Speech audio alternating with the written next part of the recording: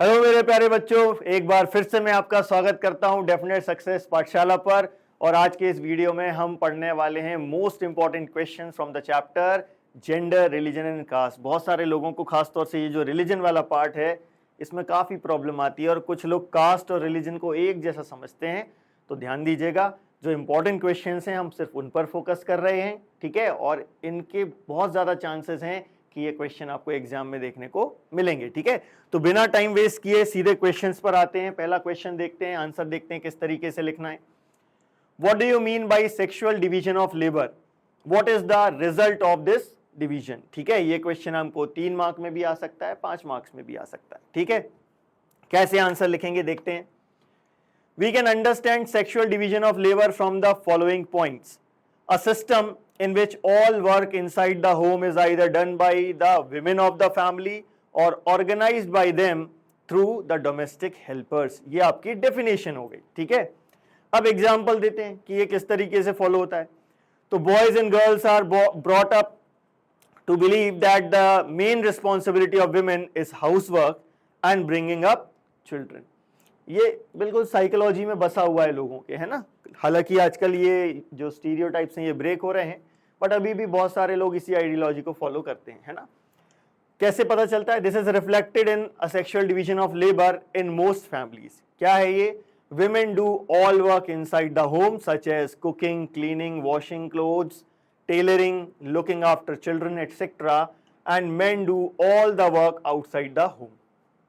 तो ये है सेक्सुअल डिवीजन ऑफ लेबर का एग्जाम्पल, ठीक। It is not that men can not do house work, they simply think that it is for women to attend to these things. लेकिन जब market में इन सारे कामों का पैसा मिलता है तो मेन आपको ये सारे काम करते हुए मिलेंगे। मोस्ट ऑफ द होटल्स में कुक आप देखेंगे, ज्यादातर कुक जो है वो मेल है ना। सिमिलरली आयरन करने के लिए आप देखेंगे ज्यादातर मार्केट में आपको मेन दिखेंगे, ठीक है। अब इसका रिजल्ट क्या हुआ? The result of this division of labor is that although women constitute half of the humanity, their role in public life, especially politics, is minimal in most societies. ठीक है, तो पॉलिटिकल लाइफ में इनका role बहुत कम हो गया। ऐसा नहीं होना चाहिए था, ठीक है ना। तो इस चीज को हमको फोकस करना है। चलिए नेक्स्ट क्वेश्चन पर आते हैं। What are the feminist movements? ठीक है, ये मूवमेंट्स के एग्जाम्पल देने के बाद फाइनली हम कहेंगे कि these are called feminist movement. एक फेमिनिस्ट पर्सन कौन होता है? वो व्यक्ति जो मैन और वुमेन के इक्वल राइट्स में बिलीव करता है, उसको हम फेमिनिस्ट कहते हैं। अब इसी क्वेश्चन को और कैसे पूछा जा सकता है? Political expression of gender division and political mobilisation on this question helped to improve women's role in public life. Do you agree? Justify your answer. देखो सेम क्वेश्चन है, डिफरेंट तरीके से हमने उसको पूछ लिया, ठीक है। चलिए कैसे आंसर लिखेंगे, शुरुआत कैसे करेंगे? इसी क्वेश्चन में से हमने पहले शुरुआत का पॉइंट उठा लिया।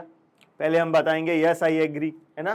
तो yes I agree that political expression of gender division and political mobilisation on this question help to improve women's role in public life. तो ये जो पॉलिटिकल मोबिलाइजेशन की हम बात कर रहे हैं, पॉलिटिकल एक्सप्रेशन की हम बात कर रहे हैं, बेसिकली इसी को ही हम फेमिनिस्ट मूवमेंट कहते हैं, यदि वो वुमेन के राइट्स की बात हो रही है तो, ठीक है ना। चलिए अब कैसे एग्जाम्पल्स के थ्रू भी समझेंगे कि पहले क्या था और अब क्या है ना। तो earlier only men were allowed to participate in public affairs, vote and contest for public offices. Gradually the gender issue was raised in politics. पहले इसका इशू ही नहीं होता था, ये माना जाता था कि मेन ही हैं जो पार्टिसिपेट करेंगे, लेकिन धीरे धीरे जेंडर इशू रेज हुआ पॉलिटिक्स में इस चीज को लेकर, है ना। Women in different parts of the world organized and agitated for equal rights. ये जो agitations हैं ये उस movement का ही part है। There were agitations in different countries for the extension of voting rights to women. These agitations demanded enhancing the political and legal status of women and improving their educational and career opportunities. ठीक है, तो इन सारी चीजों से related movements हैं ये जो हमने अभी पढ़े, और इन्हीं सारे मूवमेंट्स को हम क्या कहेंगे कि ये फेमिनिस्ट मूवमेंट है। और क्या मोर रेडिकल वुमेन्स मूवमेंट क्या एम कर रहे हैं? Equality in personal and family life as well. पहले वुमेन के पास जो फैमिली की जो प्रॉपर्टी होती थी उसमें हिस्सा मांगने का कोई राइट नहीं था, लेकिन अब है ना। So these movements are called feminist movements. ठीक है. We now find women, अब देखो कंडीशन इंप्रूव हुई है. We now find women working as scientists, doctors, engineers, lawyers, managers and college and university teachers. ये पहले नहीं होता था, which were earlier not considered suitable for women.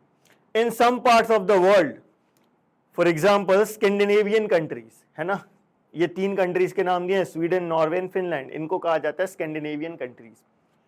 Population of women participation of women in public life is very high. मतलब यहां पर बिल्कुल equal मान के चलो, और कुछ केसेस में ऐसा भी है जहां विमेन का रोल मेन से ज्यादा इंपॉर्टेंट है पॉलिटिकल और पब्लिक अफेयर्स में. ठीक है, तो कंडीशन इंप्रूव हुई है. और क्यों हुई है? विमेन्स मूवमेंट के कारण, जिन्हें हम क्या कहते हैं? फेमिनिस्ट मूवमेंट्स कहते हैं. ठीक, तो सेकंड क्वेश्चन का आंसर हमारा कंप्लीट हो गया. अब आते हैं थर्ड क्वेश्चन पर. Mention different aspects of life in which women are discriminated against और डिसएडवांटेज्ड इन इंडिया. ठीक है, विमेन के साथ डिस्क्रिमिनेशन आज भी हो रहा है इंडिया में, तो उसके बारे में हमको चर्चा कर रही है कि कैसे आप कह सकते हो कि डिस्क्रिमिनेशन है ना. Then women in India continue to be discriminated against, leading to their unequal position in the society. Justify the statement with 4 suitable example. अब ये चेंज हो सकता है, 4 की जगह आपको 3 पूछे जा सकते हैं, 2 पूछे जा सकते हैं, 5 पूछे जा सकते हैं, क्योंकि आपको 2 मार्क, 3 मार्क और 5 मार्क का क्वेश्चन आना है. ठीक है, तो चलिए देखते हैं इसका आंसर हम कैसे लिखेंगे. सबसे पहले देखते हैं शुरुआत कैसे करेंगे. In our country women still lag much behind men despite some improvements since independence. ठीक है, क्यों है ऐसा? Ours is still a male dominated patriarchal society. Patriarchal मतलब जहां मेल जो है वो हेड ऑफ द फैमिली होता है, दैट इज पेट्रियार्किकल सोसाइटी. और इसीलिए अभी भी हम देख रहे हैं कई चीजों में विमेन आर लैगिंग बिहाइंड. ठीक है, women face disadvantage, discrimination and operation in various ways. कैसे ये डिस्क्रिमिनेशन फेस करती हैं जरा देखते हैं. द लिटरेसी रेट, पहले हम एजुकेशन की फील्ड में देख रहे हैं. The literacy rate among women is only 54% compared with 76% among man. ये 2001 का डेटा है, अभी ये काफी चेंज हो चुका है ना, बट चूंकि एनसीईआरटी में 2001 का दिया हुआ है इसलिए हमने भी 2001 का डेटा लिया है. ठीक. Similarly a smaller proportion of girl student go for higher studies. मतलब स्कूल के बाद कॉलेजेस वगैरह में ये एजुकेशन के लिए एनरोल नहीं कर पाते हैं ना. When we look at school results, girl perform as well as boys. जितना अच्छा रिजल्ट बॉयज का है उतना ही अच्छा गर्ल्स का भी है. If not better in some places. उनसे बेहतर नहीं है तो उनके बराबर तो अच्छा परफॉर्म ये कर रही हैं, बट आजकल आप देखेंगे कि ये ज्यादा बेहतर भी परफॉर्म कर रही हैं, है ना. बट दे ड्रॉप आउट, निकल जाती है स्कूल से, because parents prefer to spend their resources for their boys education rather than spending equally on their sons and daughters. Equal spend नहीं करते हैं, बॉयज को प्रेफरेंस दिया जाता है और इसीलिए ज्यादातर गर्ल्स को ड्रॉप आउट होना पड़ता है, यानी स्कूल या कॉलेजेस नहीं जा पाती हैं वो. ठीक है, सेकंड आते हैं, हम वर्क की बात करते हैं. The proportion of women among the highly paid and valued job, मतलब सीईओज वगैरह है ना, highly paid and valued jobs जो हैं उसमें अभी भी इनका जो प्रपोर्शन है यानी उनका जो परसेंटेज है इज वेरी स्मॉल. जितनी भी टॉप कंपनीज हैं आप उनका रिसर्च कर लीजिए, आपको दिख जाएगा कि ये बात सही है.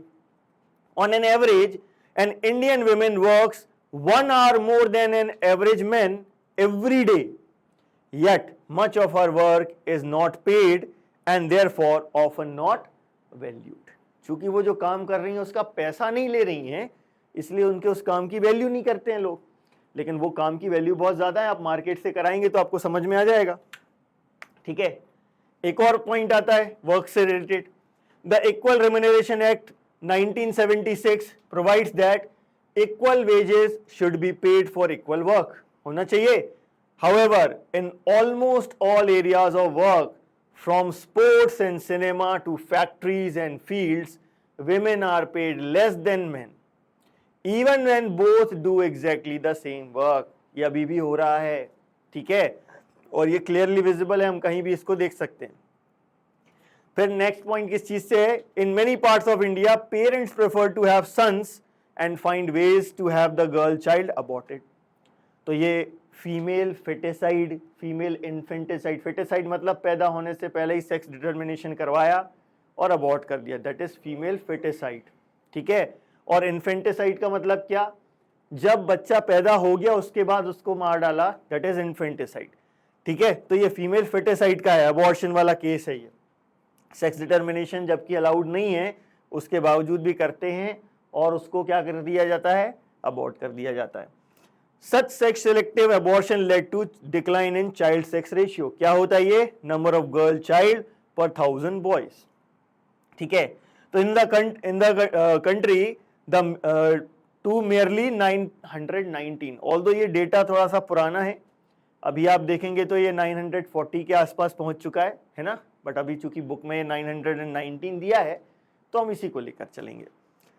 This ratio has fallen below 850 और इवन 800 इन सम स्टेट्स। तो आपको बुक में एक मैप दिया है, उस मैप से आप आइडेंटिफाई कर पाएंगे कि कौन सी ऐसी स्टेट है जहां सेक्स रेशियो इससे भी कम है। यहां से आपको एमसीक्यू भी बन सकता है, आपको एक एमसीक्यू बना देंगे मैप के बेसिस पर कि बताइए कौन सी ऐसी स्टेट है जहां सेक्स रेशियो 850 से कम है। ठीक है, तो आप उसमें ये नहीं कह पाएंगे कि आउट ऑफ सिलेबस है, तो वो मैप जरूर अच्छे से देखिएगा आप। चलिए लास्ट पॉइंट देखते हैं। There are reports of various kinds of harassment, exploitation and violence against women. ये न्यूज़ आप कई जगहों पर आज भी न्यूज़पेपर्स वगैरह में देखेंगे, इस तरीके की कई सारी न्यूज़ आपको सुनने को पढ़ने को मिलती हैं, है ना। Urban areas have become particularly unsafe for women, they are not safe even within their own home. ठीक है, ये भी होता है ना, beating, harassment and other forms of domestic violence, ये सारी चीज़ें आज भी हो रही हैं, ये आज भी पूरे तरीके से ख़त्म नहीं हुआ। इनके कई सारे एग्जाम्पल आपको मूवीज़ में भी देखने मिल जाएंगे। ऐसा नहीं है कि उसमें जो दिखा रहे हैं मूवीज़ में वो सब गलत है, कई सारी चीज़ें हमारी रियल लाइफ से ली हुई होती हैं उसमें, है ना। तो ये सारी चीज़ें अभी भी हो रही हैं और इन सारे पॉइंट्स के बेसिस पर हम ये प्रूव कर सकते हैं कि women are disadvantaged and discriminated. ठीक, चलिए नेक्स्ट क्वेश्चन पर आते हैं। नेक्स्ट क्वेश्चन क्या है हमारा, What is the status of women's representation in India's legislative bodies? What can be done to improve this situation? तो सिचुएशन क्या है हमें मालूम है, इनका रिप्रेजेंटेशन बहुत अच्छा नहीं है। क्या किया जा सकता है, रिजर्वेशन दिया जा सकता है। अब यही चीज को हमको लिखना है, 5 मार्क के हिसाब से लिखना है, कैसे लिखेंगे इस पे फोकस करेंगे अब अपन, है ना। तो शुरुआत कैसे करी, थोड़ा सा हमने उसको डिटेल्ड शुरुआत की है। Many feminist and women's movement have concluded that unless women control power, their problems will not get adequate attention.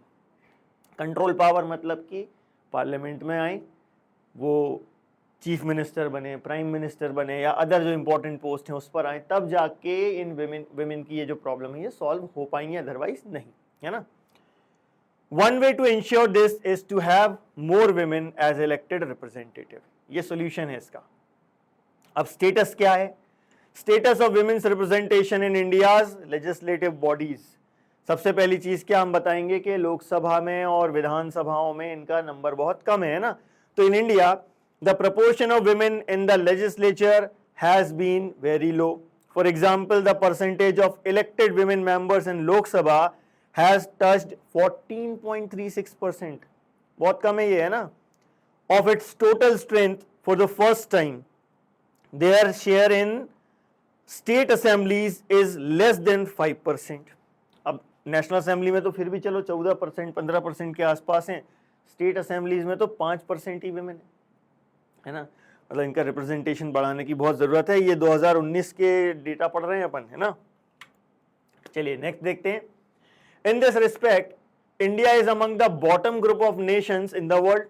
का कितना बॉटम है जरा देखो, कंपैरिजन देखना। India is behind the average for several developing countries of Africa and Latin America. हम जानते हैं ना, अफ्रीका जो है वो बैकवर्ड कंट्रीज में आती हैं और हम उनसे भी पीछे हैं विमेन्स के रिप्रेजेंटेशन में। मतलब कितनी बुरी हालत है ये देख सकते हैं, है ना। In the government cabinets are largely all male even when a woman becomes the chief minister or the prime minister। अब इस चीज को समझाने के लिए आपको एक कार्टून दिया हुआ है जिसमें इंदिरा गांधी जो हैं वो कैबिनेट में मतलब अपनी मीटिंग ले रही हैं। अब इंदिरा गांधी जो हैं वो प्राइम मिनिस्टर हैं, लेकिन उनका कैबिनेट कैसा है, ऑल मेल। मतलब उनकी कैबिनेट में उनके अलावा कोई वो दूसरी विमेन है ही नहीं, ठीक है ना। One way to solve this problem क्या है solve this problem is to make it legally binding to have a fair proportion of women in the elected bodies, मतलब reservation. This is what the Panchayati Raj has done in India. ठीक है, 1/3 of the seats in local government bodies. ध्यान रखना, ये पंचायती राज मतलब local government bodies में 1/3 seats reserved हैं. मतलब कहां? पंचायत में, म्युनिसिपैलिटीज में और म्युनिसिपल कॉर्पोरेशंस में. ठीक है, are now reserved for women. कितनी? 1/3. Now there are more than 10 lakh elected women representatives in rural and urban bodies. ध्यान रखना, लेकिन इसमें भी बड़ी कॉम्प्लिकेशंस हैं. कोई व्यक्ति चूंकि वो सीट रिजर्व है विमेन के लिए, खुद इलेक्शन में खड़ा नहीं हो सकता, तो पत्नी को इलेक्शन में खड़ा कर देता है और सारा काम वो करता है. तो ये एक नया कॉन्सेप्ट आया था बीच में, पति सरपंच का, है ना. तो ये चीज़ ध्यान देंगे ना. इसके ऊपर तो आपने शायद वो भी देखा है, आपकी वेब सीरीज है ना. कौन सी वेब सीरीज है? पंचायत, है ना. तो देखना इसको. ठीक है, ये प्रॉब्लम अभी भी है. ठीक, नेक्स्ट देखते हैं. और सेंट्रल गवर्नमेंट में भी रिजर्वेशन मिल गया विमेन को, तो उस वाले पॉइंट पर भी हम आएंगे, है ना. Women's organisations and activist had been demanding a similar reservation of at least 1/3 of the seats in Lok Sabha and state assemblies for women. ये डिमांड चल रही थी कि लोकसभा और विधानसभा में भी सीट रिजर्व की जाएं. A bill with this proposal had been pending before the parliament for many years. 1992 में आया था और 2023 में जाके पास हुआ है ना. लगभग कितने साल हो गए? लगभग 30 साल के आसपास हो गए, है ना. 30 साल बाद जाके ये बिल पास हो पाया. एंड इन 2023 नारी शक्ति वंदना अधिनियम यानी कि Women's Reservation Act 2023 has been passed, which will give 33% reservation of seats for women in Lok Sabha, state assemblies and also the Delhi Assembly. ठीक है, तो ये देखिए, ये सोल्यूशन इस तरीके से निकाला गया है. ठीक, चलिए अगले क्वेश्चन पर आते हैं. Prove that there is a relationship between religion and politics. Religion और पॉलिटिक्स के बीच में रिलेशन है. Why should those who hold political power sometimes be able to regulate the practices of religion. ठीक है, 2 क्वेश्चन एक साथ दिए हुए हैं ताकि थोड़ा क्वेश्चन 5 मार्क के हिसाब का हो जाए. ठीक, किस तरीके से आंसर लिखेंगे देखते हैं. To prove this consider the following points. सबसे पहला पॉइंट गांधी जी का स्टेटमेंट, जहां वो क्या कह रहे हैं? Religion can never be separated from politics. लेकिन यहाँ पर रिलीजन से क्या मतलब है उनका? रिलीजन से मतलब हिंदुइज्म इस्लाम से नहीं है, क्रिश्चियनिटी जैनिज्म बुद्धिज्म से नहीं है. यहाँ पर मीनिंग है किस चीज से? उन वैल्यूज से जो इन सारे रिलीजन्स को गाइड करती हैं. ठीक है ना. तो Gandhi ji used to say that religion can never be separated from politics. What he meant by religion was not any particular religion like Hinduism और Islam, but moral values that inform all religions. क्यों? He believe that politics must be guided by ethics drawn from religion, है ना. क्योंकि पहले religion का मतलब हमारे यहाँ आज के जैसे जो अलग अलग रिलीजन बन गए ये नहीं होता था. पहले रिलीजन यानी धर्म का मतलब क्या होता था कि आपकी ड्यूटी क्या है ना. तो वो मीनिंग काफी चेंज हो गए. तो यहाँ पर ये कह रहे हैं कि जो एथिक्स जो हर एक रिलीजन को गाइड कर रही हैं, उसी से पॉलिटिक्स गाइडेड होनी चाहिए, जैसे राजधर्म होता था राजा का. ठीक, नेक्स्ट आते हैं. सेकंड पॉइंट क्या दिया हुआ है? दूसरा एग्जाम्पल के थ्रू हम ये समझा रहे हैं कि रिलेशन है रिलीजन और पॉलिटिक्स का. अब सेकंड में हम ह्यूमन राइट्स ग्रुप्स की बात कर रहे हैं. अब ह्यूमन राइट्स ग्रुप्स में रिलीजन कहां से आ गया? ये क्या कह रहे हैं उस बात में रिलीजन है, ध्यान दीजिएगा. Human rights groups in our country have demanded that the government should take special steps to prevent communal riots and protect religious minorities. अब ऐसा क्यों? क्योंकि इनका ये मानना है कि जब भी कम्युनल राइट्स होते हैं तो उस एरिया में जो रिलीजियस माइनॉरिटी होती है उसको प्रॉब्लम ज्यादा होती है. और सही बात भी है ना. तो इसीलिए यहां पर भी हमने देखा कि जब ये गवर्नमेंट से बात कर रहे हैं, मतलब ये पॉलिटिक्स की होगी बात, और जब ये कम्युनल वायलेंस की बात कर रहे हैं रिलीजन के बेसिस पर, है ना, तो मतलब ये क्या बात हो गई? रिलीजन की बात होगी. तो रिलेशन देखा यहाँ पर रिलीजन और पॉलिटिक्स के बीच में. चलिए तीसरा एग्जाम्पल देख लेते हैं. विमेन्स मूवमेंट की बात कर लेते हैं. यही फेमिनिस्ट मूवमेंट जो है वो भी क्या आर्ग्यूमेंट दे रहे हैं? Family laws of all religions discriminate against women. हर एक रिलीजन के फैमिली लॉ विमेन के साथ डिस्क्रिमिनेशन करते हैं, ऐसा इनका मानना है. अब ये गवर्नमेंट से कह रहे हैं कि आप इंटरवीन करो. तो देखो यहाँ भी रिलीजन में पॉलिटिक्स आ गई, है ना. So they have demanded that government should change these laws to make them more equitable. ठीक है, तो इससे भी हमको दिख रहा है कि भैया रिलेशन है पॉलिटिक्स और रिलीजन के बीच में. ठीक. Now, those who hold political power should sometimes be able to regulate the practice of religion. और रिलीजियस मैटर में इंटरफेयर करने का अधिकार सरकार के पास होना चाहिए.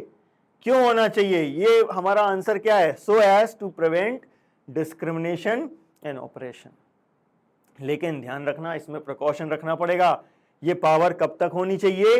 These political acts are not wrong as long as they treat every religion equally. समझ गए? यदि एक रिलीजन की सुपरमेसी स्टैब्लिश करने के लिए दूसरे रिलीजन में छेड़छाड़ कर रहे हैं तो फिर प्रॉब्लम है, फिर ये पावर्स नहीं होनी चाहिए सरकार के पास. ठीक है, चलिए नेक्स्ट क्वेश्चन पर आते हैं. What is communal politics? Communal politics क्या होती है, जरा ध्यान देते हैं इस पर. कम्युनलिज्म और कम्युनल पॉलिटिक्स की अलग अलग तरीके से हम आंसर लिखेंगे, है ना. तो पहले हम बात कर रहे हैं कम्युनल पॉलिटिक्स की. We can understand communal politics on the basis of the following points. क्या है भाई points? The problem of communal politics begins when religion is seen as the basis of the nation. जब धर्म को किसी देश का आधार बना लिया जाए तब कम्युनल पॉलिटिक्स की प्रॉब्लम अराइज होती है. The problem become more acute when religion is expressed in politics in exclusive and partition terms. जैसे हम इंडिया और पाकिस्तान का पार्टीशन देख सकते हैं. पॉलिटिक्स में रिलीजन को एक्सक्लूसिव और पार्टीशन टर्म्स में पेश किया गया. ठीक है. When one religion and its followers are pitted against another, मतलब एक रिलीजन के लोगों को दूसरे रिलीजन के लोगों के खिलाफ भड़काया गया. This happens when belief of one religion are presented as superior to those of other religions. अब ये एक दूसरे के खिलाफ भड़काना कब हो पाएगा? जब एक रिलीजन के जो बिलीफ्स हैं उनको दूसरे रिलीजन से सुपीरियर बताया जाए तब ऐसा होगा. ठीक है. फिर when the demands of one religious group are formed in opposition to another, है ना. जब एक रिलीजन की जो डिमांड से एक रिलीजियस ग्रुप की डिमांड दूसरे रिलीजियस ग्रुप के अपोजिशन में जानबूझकर उसके अपोजिशन करने के लिए ही फॉर्म की जाए तब होगा. And when state power is used to establish domination of one religious group over the rest. इन सबको कंबाइनली हम क्या कहेंगे? This manner of using religion in politics is communal politics. ठीक है. लेकिन जो मेन क्वेश्चन है व्हाट इज कम्युनलिज्म, इस पर फोकस करते हैं. ठीक है. क्या होता है कम्युनलिज्म? बेसिकली सोचने का एक तरीका है. तो हम यहां पर इसी तरीके से आंसर लिखेंगे. Communalism involves thinking along the following lines. ठीक है. कैसे सोचते हैं? The followers of a particular religion must belong to one community. ठीक है. जो एक रिलीजन को जो कम्युनिस्ट होता है ना, कम्युनलिस्ट होता है ना. कम्युनिस्ट और कम्युनलिस्ट में अंतर है ना. तो कम्युनिस्ट मत लिखाना, वो आपने 9th क्लास में पढ़ा है ना. कम्युनलिस्ट की बात कर रहे हैं. जो कम्युनलिस्ट होता है, the followers of a particular religion must belong to one community. Their fundamental interest are the same and any differences that they may have is irrelevant or trivial to the community life. ये सोच होती है communalist की कि एक religion के लोग एक कम्युनिटी फॉर्म करेंगे, उनके फंडामेंटल इंटरेस्ट सेम होंगे और यदि कोई डिफरेंस है तो इररिलेवेंट है या ट्राइवियल है, मतलब जिसकी कोई इंपॉर्टेंस नहीं होती है ना. ये इसके मीनिंग होती है. अब सेकंड वाले पॉइंट में इसी को हमने उल्टा कर दिया कि डिफरेंट रिलीजन के लोग सेम कम्युनिटी नहीं बना सकते, है ना. Fundamental interest bound to be different, है ना. तो it also follows that people who follow different religions can not belong to the same social community, है ना. ठीक है.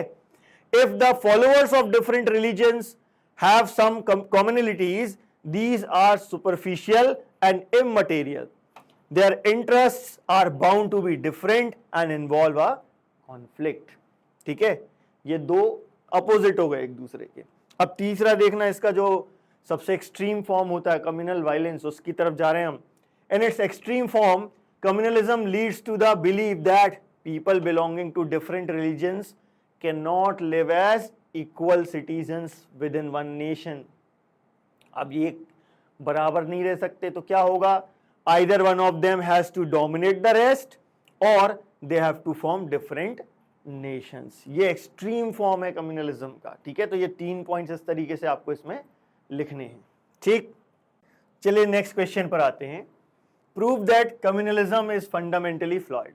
ठीक है, डेफिनेटली ये जो आइडियोलॉजी, ये सोच है कम्युनलिज्म की कि एक रिलीजन को फॉलो करने वाले एक ही सोशल कम्युनिटी बनाएंगे, ये सही नहीं है। कैसे प्रूव करोगे, लेकिन एग्जाम्पल देना होगा। तो we can prove this on the basis of the following points. क्या पॉइंट्स हैं? People of one religion do not have the same interest and aspiration in every context. मतलब रिलीजन के केस में तो हैं उनके एस्पिरेशंस एक जैसे, बट हर कॉन्टेक्स्ट में उनके एस्पिरेशंस एक जैसे हों ये जरूरी नहीं है। Everyone has several other roles, positions and identities. कैसे भाई? अब फॉर एग्जांपल मान लीजिए मैं जिस रिलीजन को बिलोंग करता हूँ, रिलीजन के फील्ड में जाऊंगा तो मैं एक जैसे एस्पिरेशन हो जाएंगे हमारे, लेकिन जब हम पोजीशन, रोल, आइडेंटिटीज की बात कर रहे हैं, मतलब मैं एक टीचर हूँ तो मेरा रोल टीचर का है, तो यहाँ पर किसी भी रिलीजन का टीचर हो, उनसे जो मेरे एस्पिरेशंस हैं वो मैच कर सकते हैं, है ना। There are many voices inside every community, all these voices have a right to be heard. Therefore, any attempt to bring all followers of one religion together in a context other than religion, religion के अलावा आप किसी भी चीज में इनको साथ में लाएंगे तो क्या होगा? is bound to suppress many voices within that community. तो हम ये कह सकते हैं कि ये जो सोच है ये फंडामेंटली फ्लॉयड है। चलिए नेक्स्ट क्वेश्चन पर आते हैं अपन। What are the different forms that communalism can take in politics? बहुत इंपॉर्टेंट क्वेश्चन है, कई बार 3 मार्क्स में, 2 मार्क्स में पूछा जा चुका है। फिर से अपन देखते हैं इसको आंसर कैसे लिखना है। Communalism can take various forms in politics. सबसे पहला फॉर्म क्या है? एवरीडे बिलीफ, सबसे कॉमन है ना। These routinely involve religious prejudices, stereotypes of religious communities and belief in the superiority of one's own religion over other religions. This is so common that we often fail to notice it even when we believe in it. हर व्यक्ति ये मानता है कि उसका religion बाकी religion से बेहतर है ना। तो ये एवरीडे बिलीफ में क्या होते हैं? प्रिजुडाइसेस होते हैं, स्टीरियोटाइप्स ऑफ रिलीजियस कम्युनिटीज होते हैं। ठीक है, तो हम बिलीव करते हैं, हर कोई ये मानता है कि उसका रिलीजन दूसरे से बेहतर है, लेकिन इतना कॉमन है कि हम इस चीज़ को ये आइडेंटिफाई नहीं करते हैं कि हम कम्युनलिज्म प्रैक्टिस कर रहे हैं। और इसमें कोई परेशानी भी नहीं होती, क्योंकि बिलीव करने में और उसके हिसाब से फिर स्ट्रिक्ट एक्शन लेने में अंतर होता है। ठीक है, चलिए second form, quest for political dominance. Communalism का जो एक और फॉर्म है that is quest for political dominance. इसमें क्या होगा? एज इक्वल्स नहीं रह सकते, ठीक है, और क्या, जो मेजॉरिटी है वो चाहेगी डोमिनेट करे, माइनॉरिटी वो चाहेगी सेपरेट कंट्री बन जाए। तो यही लिखना है इसमें। A communal mind often leads to a quest for political dominance of one's own religious community. For those belonging to majority community, this takes the form of majoritarian dominance. For those belonging to the minority community, it can take the form of a desire to form a separate political unit. ठीक, तीसरा form क्या ले सकता है? Political mobilisation, मतलब धर्म के नाम पर लोगों से वोट मांगना, ये उसका एक एग्जाम्पल है। ठीक है, तो political mobilisation on religious lines is another frequent form of communalism. This involves the use of sacred symbols, religious leaders, emotional appeals and plain fear in order to bring the followers of one religion together in the political arena. ठीक है, मतलब religion का डर दिखाकर भी कई बार ये एक साथ लाने की कोशिश करते हैं पॉलिटिक्स की फील्ड में लोगों को। In electoral politics, this often involves special appeal to the interest or emotions of voters of one religion in preference to the others. ठीक, ये 3 फॉर्म हो गए। और चौथा फॉर्म सबसे खतरनाक, violence. Sometimes communalism takes its ugliest form of communal violence, riots and massacre. India and Pakistan suffered some of the worst communal riots at the time of partition. The post-independence period has also seen large-scale communal violence. ठीक है, तो ये हो गया हमारे different forms of communalism. Next question पर आते हैं। Mention constitutional provisions that makes India a secular state. How is India a secular state? बहुत इंपॉर्टेंट क्वेश्चन है, ये भी आपको कई बार पूछा जा चुका है। ठीक है, देखते हैं क्या दिया गया है भाई। वैसे तो हमें सारे प्रोविजंस मालूम है, बट उसको लिखना कैसे है जरा उस पर फोकस करते हैं। Constitutional provisions that make India secular state are the following. क्या है पहला? There is no official religion of Indian state. हमारा कोई ऑफिशियल रिलीजन नहीं है, कई अदर कंट्रीज का है। अपन चाहे तो ये एग्जांपल दे सकते हैं, चाहे तो इनको छोड़ भी सकते हैं, लिख देंगे तो ज्यादा बेहतर है ना। तो unlike the status of Buddhism in Sri Lanka, that of Islam in Pakistan and that of Christianity in England, our constitution does not give a special status to any religion. इसलिए हम कह रहे हैं कि हम सेक्युलर हैं, धर्मनिरपेक्ष हैं। सेकंड क्या? The constitution provides to all individuals and communities the freedom to profess, practice and propagate any religion or not to follow any। Constitution कह रहा है कि आप जो चाहो वो रिलीजन प्रैक्टिस कर सकते हो, प्रोफेस कर सकते हो, प्रोपगेट कर सकते हो। प्रोफेस का मतलब होता है बिलीव करना, आप किसी भी रिलीजन में बिलीव कर सकते हैं, उसको प्रैक्टिस कर सकते हैं, उसको प्रोपोगेट कर सकते हैं। और यदि आप चाहते हैं कि आप कोई भी रिलीजन फॉलो ना करें, नॉट टू फॉलो एनी, मतलब आप एथीस्ट बन के, नास्तिक बन के भी रह सकते हैं। हमारा कॉन्स्टिट्यूशन इस चीज की हमको परमिशन देता है, या परमिशन नहीं कहना चाहिए, राइट देता है, ये हमारा अधिकार है। ठीक है, नेक्स्ट पॉइंट क्या है? The constitution prohibits discrimination on grounds of religion. धर्म के आधार पर कहीं भी डिस्क्रिमिनेशन नहीं किया जा सकता, चाहे स्कूल हो, कॉलेज हो, नौकरी चाकरी हो, कुछ भी हो, वहां पर धर्म के आधार पर डिस्क्रिमिनेशन नहीं किया जा सकता। ठीक है, and at the same time the constitution allows the state to intervene in the matters of religion.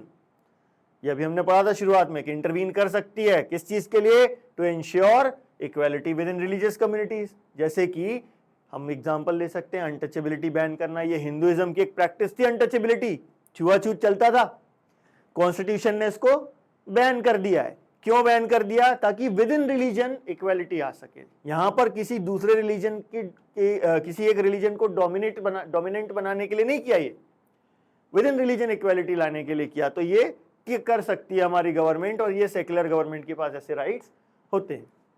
तो इन सारे पॉइंट्स के बेसिस पर हम कह सकते हैं India is a secular country. ठीक है, चलिए नेक्स्ट क्वेश्चन है। Unlike gender and religion, caste division is special to India, justify the statement. Special तो है ही, क्योंकि दुनिया में किसी और दूसरी कंट्री में कास्ट सिस्टम है ही नहीं। सिर्फ इंडिया इकलौती ऐसी कंट्री है जहां पर कास्ट सिस्टम है। कास्ट होती क्या है? ऑक्यूपेशन के बेसिस पर कास्ट होती है। मतलब पहले एक ऑक्यूपेशन को फॉलो करने वाले की एक कास्ट होती थी, जैसे कुम्हार हो गए उनकी एक कास्ट, नाई हो गए उनकी एक कास्ट, समझ गए ना। तो ये कास्ट सिस्टम जो है ना, ये ऑक्यूपेशन के बेसिस पर होता था। ठीक है, अब हम लोग कई बार कंफ्यूज हो जाते हैं ये कास्ट और रिलीजन में ही, है ना। हमने किसी एक पर्टिकुलर कास्ट को सोच लिया कि ये हिंदू है, किसी दूसरे को सोच लिया कि ये मुस्लिम है। ऐसा नहीं है। कास्ट जो है, अलग अलग रिलीजन के लोगों की कास्ट सेम हो सकती है। अब चूंकि पहले इंडिया में सिर्फ हिंदुइज्म ही था, सनातन चलता था, तो ज्यादातर इसलिए हम कास्ट सिस्टम देखते हैं हिंदुइज्म में ही ज्यादा है। बाकी के रिलीजन्स में कास्ट का उतना नहीं है, हिंदुइज्म में ही कास्ट का सिस्टम ज्यादा, इंडिया में भी पर्टिकुलरली देखा जाए तो। ठीक है, तो कैसे कह सकते हैं कि यूनिक है, स्पेशल है इंडिया के लिए? तो देखते हैं भाई। All societies have some kind of social inequalities and some form of division of labour. सब जगह होता है, लेकिन इन मोस्ट सोसाइटीज क्या होता है? Occupations are passed on from one generation to another. किसी भी कंट्री में आप जाएंगे, किसी भी सोसाइटी में होगा, तो जो ऑक्यूपेशन है वो एक जनरेशन से दूसरी जनरेशन में ट्रांसफर होता है। The caste system is an extreme form of this. किस चीज का? ऑक्यूपेशन का, एक जनरेशन से दूसरे जनरेशन में जाना, इसका एक्सट्रीम फॉर्म क्या है? कास्ट। क्यों? What makes it different from other societies is that in this system hereditary occupational division was sanctioned by rituals। मतलब फोर्सफुली अब लोगों को कहा जा रहा है कि यही ऑक्यूपेशन आपको फॉलो करना पड़ेगा, आप दूसरे में नहीं जा सकते, क्योंकि आपके पूर्वजों का रिलीजन, आपके पूर्वजों का ऑक्यूपेशन यही था। अब जबरदस्ती करोगे तो दिक्कत है। कोई अपनी मर्जी से, भाई डॉक्टर का बेटा डॉक्टर बनना चाह रहा है, इंजीनियर का बेटा इंजीनियर बनना चाह रहा है, टीचर का बेटा टीचर बनना चाह रहा है, अपनी मर्जी से, बात अलग है। बट फोर्स करना, दैट इज रॉन्ग। इसलिए हमने कहा कि ये जो कास्ट डिवीजन है ये स्पेशल है इंडिया के लिए, है ना, ठीक है। बाकी चीजें तो सब जगह मिलेंगी, जेंडर डिवीजन और रिलीजियस डिवीजन हर जगह मिल जाएगा आपको, कास्ट डिवीजन सिर्फ इंडिया में मिलेगा, कहीं और नहीं मिलेगा, ठीक। अब इसमें होता क्या कास्ट डिवीजन में, या कास्टिज्म क्या होता है वो समझे। Members of the same caste group were supposed to form a social community. देखो कास्टिज्म जैसी सोशल कम्युनलिज्म जैसे आ गया ये, social community that practise the same और similar occupation, married within the caste group and did not eat with members from other caste groups. जैसे communalism में था वैसे कास्टिज्म में आ गया। अब इसमें लेकिन मतलब प्रॉब्लम क्या है बहुत ज्यादा, the caste system was based on the exclusion of and discrimination against the outcast group, है ना, मतलब अनटचेबिलिटी की जो प्रैक्टिस है वो इसकी सबसे खतरनाक चीज है। They were subject to the inhuman practice of untouchability, ठीक है। तो किस तरीके से आंसर लिखेंगे समझ में आया। चलिए नेक्स्ट क्वेश्चन पर आते हैं। What are the causes for undergoing changes in the caste system in modern India. Caste system change हुआ है ना भाई, कास्ट में काफी चेंजेस आए हमारे यहाँ, एक तरीके से कास्ट हायरार्की खत्म हुई है। तो क्यों खत्म हुई है, क्या रीजंस हैं उसके, क्या कॉजेस हैं उसके, जरा देखते हैं। Cast system in modern India have undergone changes because of the following reasons. क्या रीजन है, पहला रीजन है हमारे जो लीडर्स उन्होंने जो कोशिश करी वो, है ना। तो political leaders and social reformers like Jyotiba Phule, Gandhi ji, B R Ambedkar, Periyar Ramaswami Naicker, they advocated and worked to establish a society in which caste inequalities are absent, ठीक है। तो पहला रीजन ये हो गया। दूसरा सोशियो इकोनॉमिक चेंजेस, है ना, तो ये देखो partly due to their effort and partly due to other socio economic changes, caste and the caste system in modern India have undergone great changes, ठीक है। अब ये सोशियो इकोनॉमिक चेंजेस पर फोकस आता है अपना थर्ड पॉइंट में, चलिए देखते हैं। विथ इकोनॉमिक डेवलपमेंट, देखो इकोनॉमिक डेवलपमेंट हुआ ना तो सोशियो इकोनॉमिक चेंजेस आएंगे, large scale urbanisation, growth of literacy and education, occupational mobility. Occupational mobility का मतलब एक ऑक्यूपेशन से दूसरे ऑक्यूपेशन में जाना जब जनरेशन चेंज हो रही है ना, तो occupational mobility and the weakening of the position of landlords, ये बहुत इंपॉर्टेंट था। यही लोग हैं क्योंकि लैंडलॉर्ड्स ही थे जो विलेजेस से सिस्टम को चलाते थे, तो weakening of the position of landlords in villages, the old notion of caste hierarchy are breaking down. Now most of the time in urban areas it does not matter much who is walking along next to us on the street or eating at the next table in a restaurant। अभी आ गया।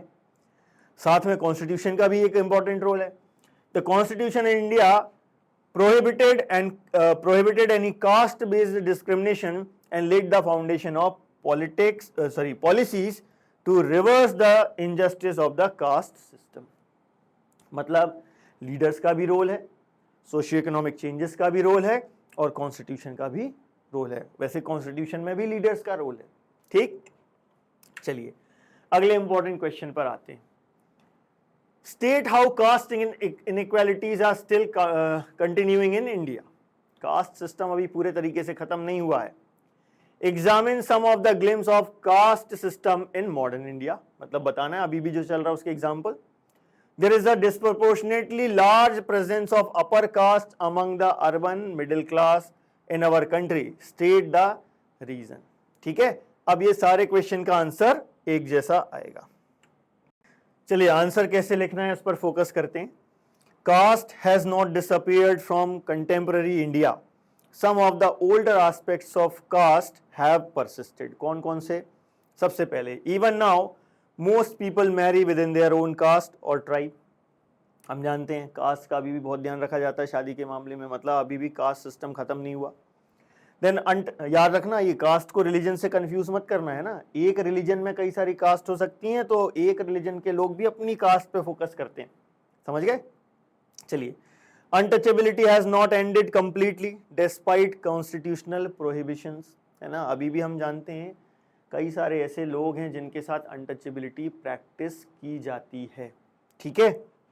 Next point देखते हैं। Effects of centuries of advantages and disadvantages continue to be felt today. कैसे feel कर सकते हैं अपन? The caste groups that had access to education under the old system had done very well in acquiring modern education as well, and those groups that did not have access to education or were prohibited from acquiring it have naturally lagged behind। ये 2 points बना दिए हमने एक ही के, वैसे तो ये एक ही पॉइंट है ना। और लास्ट, दैट इज वाई, जो सेकंड पार्ट था क्वेश्चन का, that is why there is a disproportionately large presence of upper caste among the urban middle class in our country. ठीक है, caste continue to be closely linked to economics status. ठीक, चलिए next question पर आते हैं। What are the various forms that caste can take in politics? कौन कौन से फॉर्म ले सकती है कास्ट, उस पर फोकस करते हैं। Caste can take various forms in politics. सबसे पहला क्या? When parties choose candidates in elections they keep in mind the caste composition of the electorate. मतलब उस कॉन्स्टिट्यूएंसी में कौन से कास्ट के लोगों का नंबर ज्यादा है, उसके आधार पर ये अपना कैंडिडेट चुनते हैं। And nominate candidates from different caste so as to muster necessary support to win elections, constituency के हिसाब से। ठीक है, फिर क्या? जब गवर्नमेंट फॉर्म होती है तो उसमें क्या होता है? When governments are formed political parties usually take care that representatives of different caste and tribe find a place in it। मतलब जब मिनिस्टर्स बनाए जा रहे हैं तो उसमें कोशिश ये की जाती है कि लगभग हर कास्ट के व्यक्ति को रिप्रेजेंटेशन मिल जाए। ठीक है, नेक्स्ट क्या? Political parties and candidates in elections make appeals to caste sentiments to muster support. मतलब धर्म की कास्ट के आधार पर भी वोट मांगते हैं। ठीक है, some political parties are known to favour some caste and are seen as their representatives, है ना। जैसे कि मान लीजिए बीएसपी है, बहुजन समाज पार्टी, तो वो कह रहे हैं कि हम दलित, माइनॉरिटीज, विमेन, इनके लिए काम करते हैं। ठीक है, and last point, the universal adult franchise and the principle of one person one vote compelled political leaders to gear up for the task of mobilizing and securing political support। सबका support चाहिए, है ना। It also brought new consciousness among the people of caste that were hetero treated as inferior and low। यदि universal adult franchise नहीं होता तो जो लोग पीछे रह गए उनको कभी अपने राइट्स नहीं मिलते, या इनके पास वोट के लिए कभी जाना नहीं पड़ता, तो इनकी सोचता कौन? तो कास्ट जो है वो पॉलिटिक्स में बहुत इंपॉर्टेंट रोल प्ले करती है, हमको ये ध्यान रखना है। ठीक, चलिए नेक्स्ट क्वेश्चन पर आते हैं। State reasons to say that caste alone can not determine election results in India. क्योंकि जो हमने पढ़ा उसके आधार पर कई लोगों को लगता है कि everything is all about cast, तो फिर हम और दूसरी चीज पर फोकस ही ना करें, लेकिन ऐसा नहीं है। Caste alone can not determine election results. और कैसे पूछ सकते हैं? prove by giving examples that it is not the caste but other factors matter in electoral politics। ठीक है, तो क्या एग्जांपल्स दे सकते हैं? ध्यान दीजिए, यहां पर हम देख रहे हैं किस चीज पर फोकस कर रहे हैं। कास्ट के अलावा दूसरी कौन सी चीजें हैं जो मैटर करती हैं। Caste alone can not determine election results in India. We can understand this on the basis of the following points। क्या points हैं? No parliamentary constituency in the country has a clear majority of one single caste, so every candidate and party need to win the confidence of more than one caste and community to win election। ये बिल्कुल सही बात है। एक constituency में ऐसा नहीं मिलेगा कि एक ही कास्ट आपको 50% से ज्यादा मिल जाए। तो आपको जीतना है तो एक से ज्यादा कास्ट का सपोर्ट चाहिए। ठीक है, तो कास्ट अकेले डिटरमाइन नहीं करेगी। और क्या? No party wins the votes of all the voters of a caste. चलो मान लो एक कास्ट मेजॉरिटी में हो भी, तो उस कास्ट के सारे लोग एक ही व्यक्ति को वोट करें ये जरूरी नहीं है ना। तो no party wins the votes of all the voters of a caste और community. When people say that a caste is a vote bank of one party, it is usually means that a large portion of the voters from that caste vote for that party. ठीक है, जैसे अभी हमने BSP का example लिया कि Dalits के लिए काम कर रहे हैं, तो इनका वोट बैंक दलित है, इसका मतलब ये नहीं कि सारे दलित उनको ही वोट करेंगे। ठीक है ना। Many political parties may put up candidates from the same caste, तो वोट डिवाइड हो गया, है ना। Some voters have more than one candidate from their caste while many voters have no candidates from their caste. तो इन चीजों का बहुत फर्क पड़ जाता है। And the ruling party and the sitting MP और MLA frequently lose elections in our country. यदि ये कास्ट बेस्ड होता तो एक बार जो जीत गया वो हारता ही नहीं वहां से, है ना। So that could not have happened if all cast and communities were frozen in their political preferences. समझ गए ना, फ्रोजन नहीं है मतलब वो बदलते हैं अपनी प्रेफरेंसेस को, इसीलिए ये लोग हारते हैं। ठीक है, और कौन कौन से फैक्टर्स हैं जो इफेक्ट करते हैं इलेक्शंस को? Clearly while caste matter in electoral politics so do many other factors. कौन से फैक्टर्स हैं? The voters have a strong attachment to a political party. आज भी कई लोग हैं जिनका अटैचमेंट कांग्रेस से बहुत ज्यादा है अपने कास्ट के कंपैरिजन में, है ना। So they have strong attachment to political party which is often stronger than their attachment to their caste और कम्युनिटी। दूसरी चीज क्या? People within the same caste और community have different interest depending on their economic conditions. Rich and poor men and women from the same caste often vote very differently. तो तय बहुत simple सी चीज है। एंड लास्ट सबसे important, people's assessment of the performance. किसकी performance? Of government and the popularity किसकी? वो कैंडिडेट है। Popularity rating of the leaders matter and often decisive in elections. तो ये तीन चीजें हैं, ये कास्ट से ज्यादा मैटर करती हैं कई बार, है ना। ठीक है, तो कास्ट का रोल है लेकिन इन सब का भी रोल है। चलिए लास्ट क्वेश्चन है आज हमारा, ये जो इंपॉर्टेंट क्वेश्चन हम पढ़ रहे हैं। Prove by giving example that it is not politics that get caste ridden but it is the caste that get politicised. मतलब यहां पर हम देखेंगे impact of politics on caste. ठीक है ना। We can understand this on the basis of the following points. कैसे politics के कारण कास्ट में चेंज आया? Each caste group tries to become bigger by incorporating within it neighboring caste or subcaste that were earlier excluded from it. सिर्फ politics के लिए ये अपने नेबरिंग कास्ट को मर्ज करना चाहते हैं। ठीक है। Second, various caste groups are required to enter into a coalition with other caste. एक तो हमने ये अभी कास्ट का बोला कि उसके सब कास्ट हैं, दूसरा हम ये क्या देख रहे हैं, कोई दूसरी कास्ट के साथ भी कोलिजन में ये आते हैं। ठीक है, क्यों आते हैं? Thus enter into a dialogue and negotiation to so that they can get power. And तीसरी चीज, new kind of caste groups have come up, जैसे कि backward caste and forward caste. ठीक है, ये मेन तीन पॉइंट्स हैं, लेकिन कुछ पॉइंट्स और हमने इसमें लिए। 10, caste play different kind of role in politics.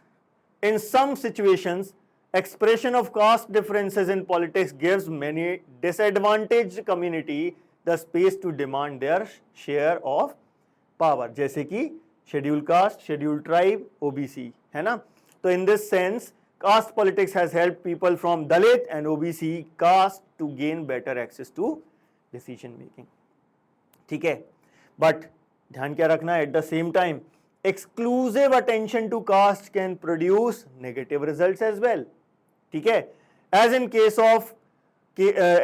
of religion, politics based on caste identity alone is not very healthy in a democracy. ध्यान रहेगा। ठीक है, it can divert attention from other pressing issues like poverty, development and corruption. In some cases, caste division leads to tension, conflict and even violence. ठीक है, तो ध्यान रखना है भाई, ये सारे इंपॉर्टेंट पॉइंट्स हैं, सारे इंपॉर्टेंट क्वेश्चन हैं जो आपको एग्जाम में आ सकते हैं। ठीक है, अगले वीडियो में अगले चैप्टर के साथ आपके साथ फिर मुलाकात होगी। तब तक के लिए थैंक यू वेरी मच।